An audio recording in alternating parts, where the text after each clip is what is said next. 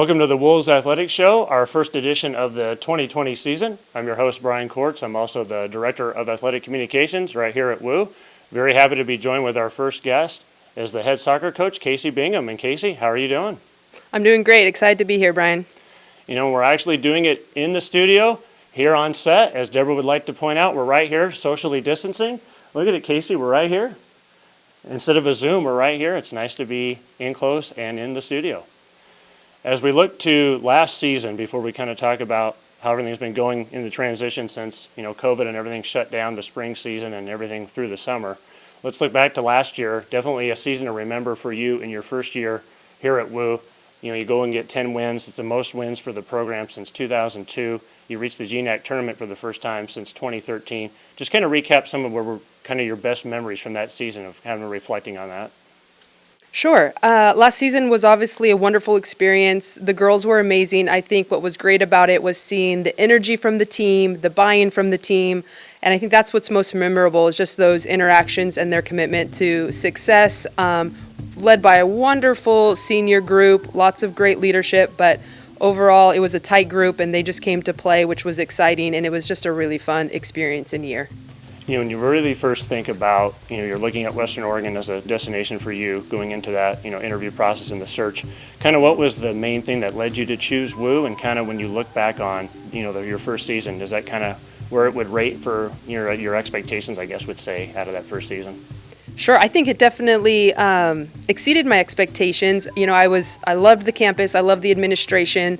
I only got to meet a few girls in the interview process, so everything was looking great, but I think things were only better as we got to know the program, got to know the conference, got to know the players better, and everything just kept getting better and better. Do you think it helped maybe from some of your past stops, being at Dixie State, it was a regional opponent at one point, you had a chance to play some of the other GNAC schools. Do you think some of that familiarity kind of helped you, make the transition a little bit easier to coming to WU? Absolutely. We got to play a lot of tough teams. We got to play GNAC teams, and I think seeing how great and competitive the GNAC is, I think it helped us prepare to know what to expect, and obviously didn't disappoint. GNAC was tough, and it always will be. When you think about last year's team, too, you had to be really happy because, when you inherited the team, you basically had the exact same roster from previous seasons. When you look at the goal scoring, it wasn't always on point throughout most of the seasons. But in that first game, you guys come out and score 7 goals, to really set the tone for the season. How exciting do you think that was for kind of the confidence booster of this team to know, hey, we can score goals in bunches and kind of set the tone for the rest of the year? I think that was huge for them. I think they knew the potential going in, and I think there's always that question mark, are we going to get to where we want to be? And I think that was just a great intro into we can do anything we want this year if we work hard. So I was really proud, and I think it was an important step for our program. How much do you think it helped, too, inheriting, with kind of coming into a new program? You don't really have maybe a whole bunch of time to recruit. You don't really not sure what you're going to inherit. How nice was it to bring in 6 seniors? They kind of knew what WU was all about. They knew the team that was coming in. A lot of them had been here throughout their careers. How nice was it kind of have that group, have that core together to kind of do that leadership and kind of, have them kind of set the tone for the rest of your group? I think it was a game changer for us. I think, without that group, maybe we didn't, accomplish what we did last year. So I think they're a huge part of setting the tone, setting the standard, and helping us get the success we were trying to get. When you think about this team, too, was there maybe a game throughout the year that really stood out to you? Because, we saw throughout the year there was a lot of close games. This team really showed their tough mettle throughout the year, whether it was a high-scoring game, tight game that went into overtime. It seemed like this team could always pull it out and had their way of really being tough and fighting it out. Was there maybe a game that really stands out to you where, hey, I feel like this team's really turning the corner and we can have a really good season? Yeah, I think it's when we hit that back-to-back wins home against Concordia and Seattle Pacific. I think the girls had struggled to have success against those teams in the past, and when they saw that we could not only beat one of them, but that we were able to beat both of them, I think the girls really started feeling confident at that point. Yeah, you mentioned those two. That was what I was going to say is, Seattle Pacific, his first win in some time against them, and then, of course, Concordia winning both games against them, which was the first time having won that in program history. Definitely kind of set the tone for the season. And when you look back for the home success this team had, was there anything that you think really went into that? Because, when teams came to Monmouth, you always want to be strong at home. And it seemed like with this Wolves team, we were always tough no matter who came in to play us. You mean coming to play at home was such a tough place for the road team. Yeah, we definitely hit our strides at home, and I think just that confidence they were building and knowing we could play well on our home field. And I think almost any game we went into, they brought it, and I think just having that familiarity was huge for them, and they just ran with it. When you look at the style of play of this team too, we talked about, of course, the 7 goals to start the season. We had a lot of close, 1-0, 2-1 games.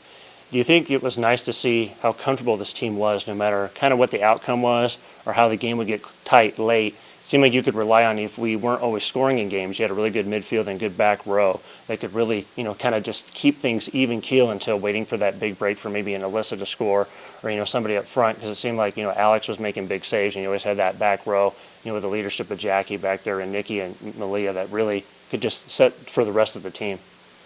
Yeah, I think when we look at the team that we had, we were really confident where we were from goalkeeper all the way up top. So I knew we would always have to work hard and show up and do our best to get the outcomes we wanted.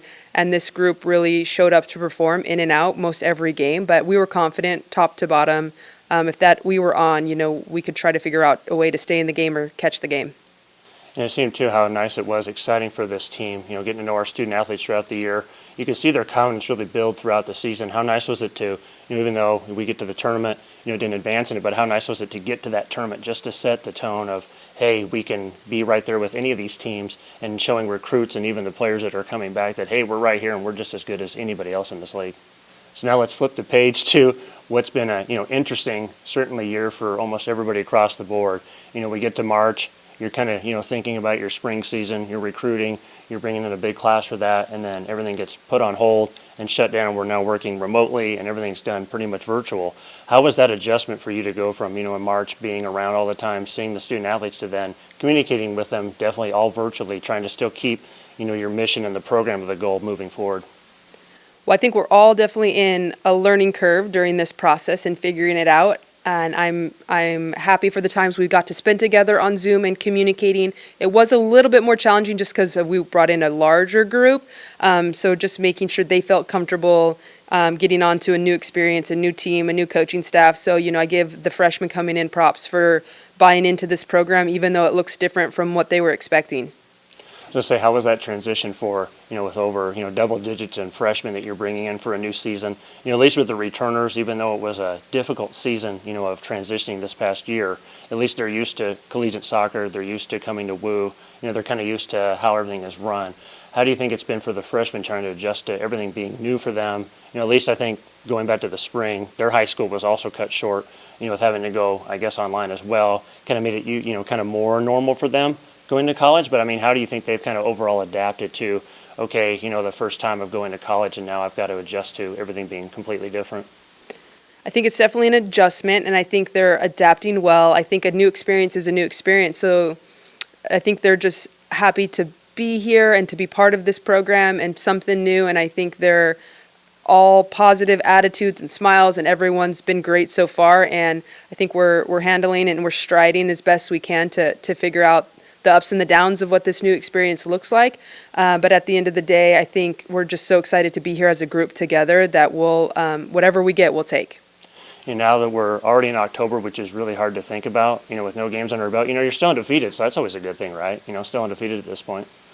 But, going into this season, now you finally have people back on campus, being able to see the student athletes again. How nice is it to kind of have that normal interaction again of having everybody around, seeing their faces, being able to talk to them, and then be able to kind of, work towards practices and getting a routine back of having that normalcy again? This week has been definitely a fun first step. We're getting players dropping by the office, so that's been great to see faces and talk face to face. Obviously, we're still waiting to get out on the field, but just having some of those interaction, getting to know players better has been a great first step. And we're just started this week, sitting down, planning some training sessions, just anxious to get out on the field with them. And with the news from the Great Northwest Athletic Conference of moving, the sports basically completely to the spring, with January 7th being the earliest start time. Has that really changed your schedule? Because, even though we knew the fall was probably going to be a long shot, there was going to be a chance to play even in November or December. Has that really changed your plans at all, thinking towards, the spring, because it just really moves it back another couple of months? I don't think so. I think our gear has been late spring, so I think we're right on track where we were hoping to be. So we just hope it continues to move forward and progress, and that we can be out on the field and playing any type of games or matches in the spring. All right, Kacey. Well, we really appreciate you joining us today. Of course, best of luck once we eventually can get on the field and get some action going, but we really enjoyed getting a chance to catch up with you, and best of luck this season, and we'll be seeing you soon. Thank you. And for our next segment here on the show, we're very excited to showcase our top 10 list of the decade. A lot of these memories you certainly will have remembered over the last 10 years.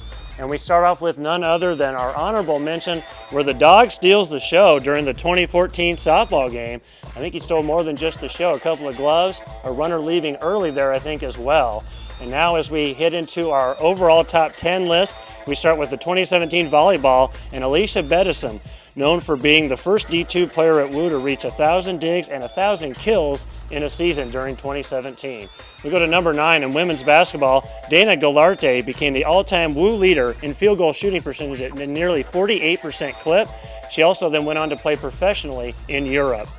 We quickly shift to women's track and field at number 8 with Olivia Woods, Susie Vandegrift, and Kennedy Rufner, all with the WU all-time track and field records from the 400 to the 10K during the 2018 season. We go to number 7, and it's men's cross country during the 2017 campaign, winning the GNAC title with all 5 scoring in the top 20, breaking Alaska Anchorage's 7-year string of titles. We go to number 6, and we had her on the show earlier with women's soccer in 2019, picking up the most wins since '02 and returning to the conference tournament since 2013 with their 10-win season this past year. At number 5, we go back to men's track and field, and the men's DMR set the D2 indoor track and field national record and repeated as champions the following year. David Ribbage from that squad went on to run professionally. We go to number 4. The 2018 baseball team became the first in GNAC history to win back-to-back GNAC titles, a total of 6, both regular and tournament titles, and they ended up having 12 players drafted. We go to number 3. We had Arne on earlier, the 2019 football co-champions, becoming the first team in program history to claim a share of the GNAC title. We move on to number 2, and softball, the 2014 GNAC regular season and tournament champions. They ended up qualifying for the NCAA Division II West Regional Tournament that year. And as we move into our top of the decade, the 2016 men's basketball team had a huge year, go on to winning the Division II West Region Tournament, and they ended up advancing all the way to the Final Four. And there you have it, the top 10 list of the decade for WU Athletics. Our next guest joining us here on the show, we have head football coach Arne Ferguson. And Arne, we appreciate you joining us today. How are you doing? Really good. We got our players back on campus, and we're actually able to start doing stuff here pretty soon. And we're just glad to see them, and they're glad to see us. It's pretty exciting times. Definitely, yeah. It's been a interesting year. Nice to have everybody back on campus. Before we kind of detail into how everything's been going during the adjustment in what has become the new norm in 2020, let's go back to definitely a positive year last year. Getting the 7 wins, you get the GNAC championship. Just when you think back to kind of that overall season, what is the thing that stands out most to you, and what are you most proud of throughout that season? First of all, our players. I mean, the dedication they had through the summer and the training. Obviously, it started with spring ball too in the winter, and then what the classes did before them to set that bar and that standard of how to be successful in a very competitive conference. And then the players, there wasn't a lot of distractions. They're very focused on being successful. They knew what they had to do to be successful. Obviously, it really helps when you have Ty Curry, Player of the Year, offensively as a quarterback. But in all positions, they're focused to know what that next step looks like and be able to take that. Was really excited. And then also I thought our assistant coaches did the best job they've ever done coaching, and with an extremely tough schedule. I mean, there's teams that haven't lost an out-of-conference games in 10 years in Midwestern State and Texas, and they weren't successful on our field, which is a really big step in positive direction for our program.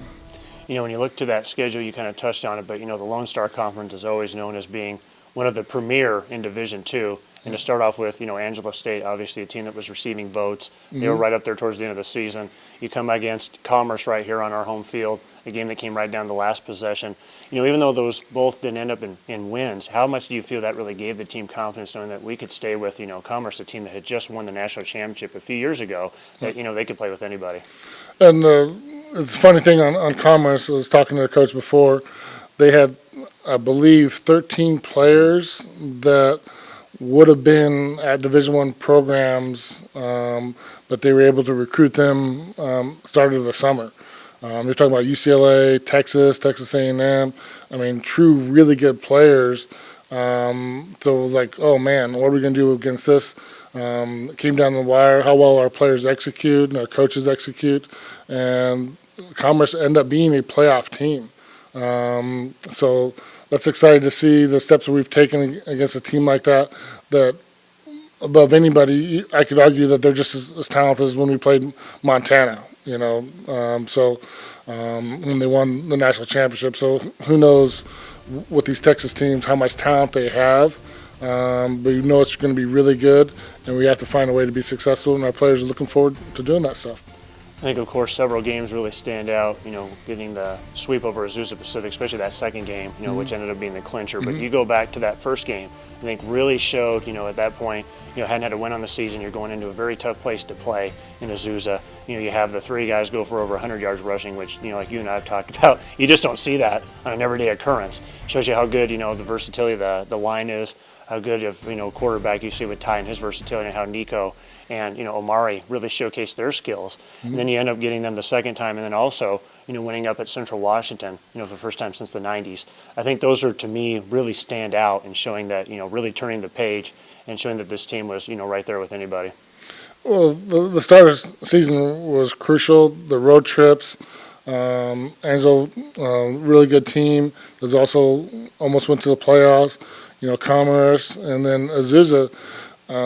That's not an easy thing to do then when Central follow them. So it was really a test to our players' ability to withstand it physically, but also mentally to know what's at stake and keep getting better. I mean, I thought our team got better throughout the year, and it's really hard to beat a good team twice. Look at the NFL, that's done all the time where you have so-called upsets because it's so hard to beat somebody twice. And for us, that second time with Azusa, with everything on the line, was really crucial. And to come up with a block kick in a critical situation to end the game was very, very exciting and rewarding for the hard work of our players and coaches. I think going back to that game, I wanted to, get into more specifics because that, it came down to that game, but of course we had a lot that led up to it. When you think back to that game, there was so much riding on it. And I think we all knew, even though Azusa wasn't having the season, obviously they were looking for. You knew that they were going to come in with the talent they had, and they were going to give all they had. I think when you look at that second half, one of the plays that always stands out to me is, Williams, their quarterback, was so versatile, and he could do so many things. You get that big interception by Braylon Evans, in the corner of the end zone. I think that really changed the momentum because, if they score there, they're riding it from the halftime on with the big lead. They're feeling confident. They had, the block kick return for a score, and you're thinking, uh-oh. All of a sudden now we're in the third quarter, we're facing a deficit in a must-win game. And I thought that was such a huge play, for Braylon to do that. And then, of course, you go back to the block kick, and I think, Tyler Wharf had such a big play on the line to help blow that up to get Nate Proctor the block. So it seemed to me they kind of culminated the season, I thought, on a couple series of plays of kind of what your team was all about, I guess, in an essence throughout the year.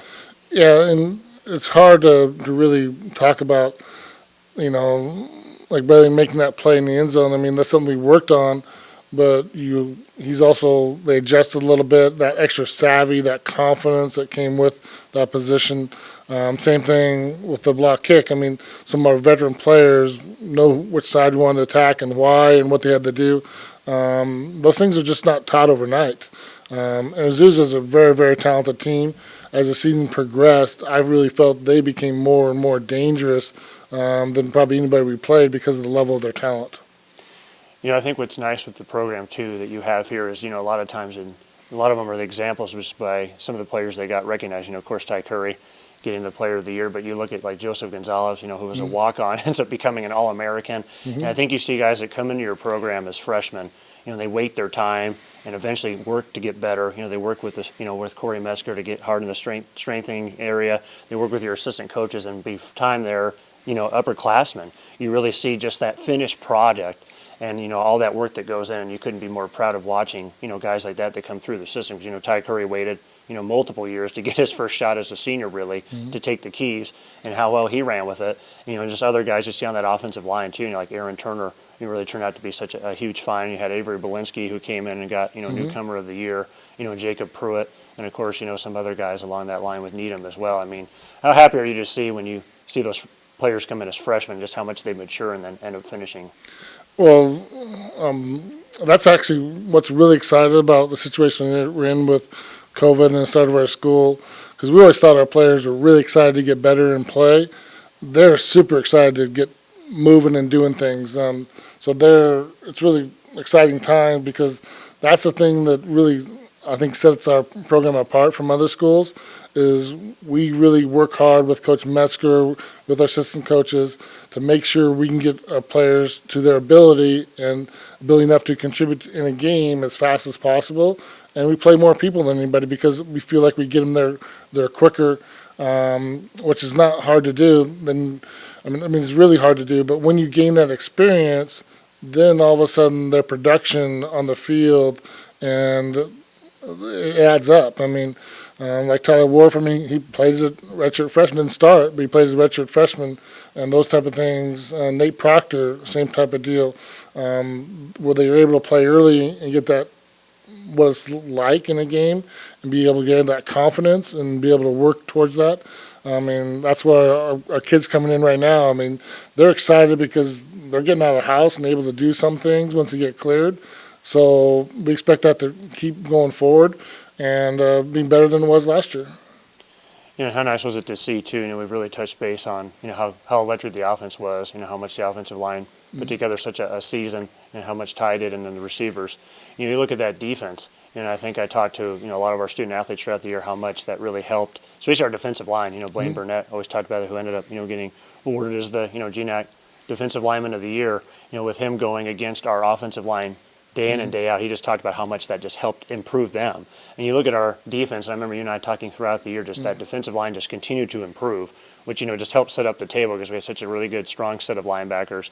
Our secondary was always really good. And, you mentioned other guys like Curtis Anderson, who came in right away and has made such an impact. But you look at how much that defensive line really improved to really set the tone, how much that really changed this season throughout the year for our team.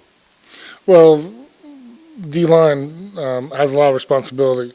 Linebackers have more freedom. Our secondary has a really tough job. People don't understand how good of a year Derek Parnell had. He was all over the place with his knockdowns, and we really feel that he's the best corner in our conference when it's all said and done, and was tested and came through. Curtis Anderson's ability to dislodge on balls and his amount of ground that he covers really adds to things. But when our D-line kept on getting better through the year, and Blaine Burnett did a great job as a leader, because he's pretty talented, obviously winning our best defensive player in our conference, but to see also his leadership develop, his personality become stronger and more determined, really helped the whole defense come together. Even though we had really strong players, as we know, the defensive line really controls how well that defense is going to be. And to see them keep getting better throughout the year was exciting to see. All right, Coach. Well, we really appreciated catching up on last year, and kind of touching base on how we're getting ready for this upcoming year and all the challenges we'll be facing. We look forward to, catching up with you here soon and updating us with hopefully a schedule to eventually play here in the near future. So we appreciate you joining us here on the show. Well, thanks, Brian. Really appreciate it. And that concludes our debut episode of the show. We appreciate having our guests, both Kacey and Arne, come on, as well as looking back at some of our memorable moments with the top 10 lists of the decade. And now we wrap up with our fact checker, the true or false segment, and to that we go to Deborah. First statement, WouSoccer advanced to the 2018 tournament. True or false? Although it seems like that was the last time we played sports, Deborah, it was actually 2019, so that one is false, as we had Kacey on the show earlier. Next, WouFootball has had 6 players in the NFL. That one is true, and some of the names you recognize is Tyrell Williams, still playing in the league right now with the Las Vegas Raiders. Jason Slowey was drafted by the San Francisco 49ers, and he remains on the staff with the Woo football team currently. Kevin Boss won a Super Bowl ring with the New York Giants.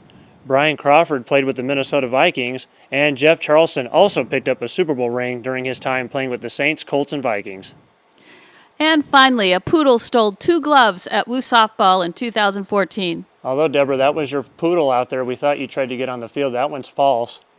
No, you're right. That is false. It wasn't a poodle. It was a pit bull. And that one definitely stole the show, and it said a few gloves in the outfield as well. And so we appreciate you tuning in for our debut episode of the show. We'll catch you again soon.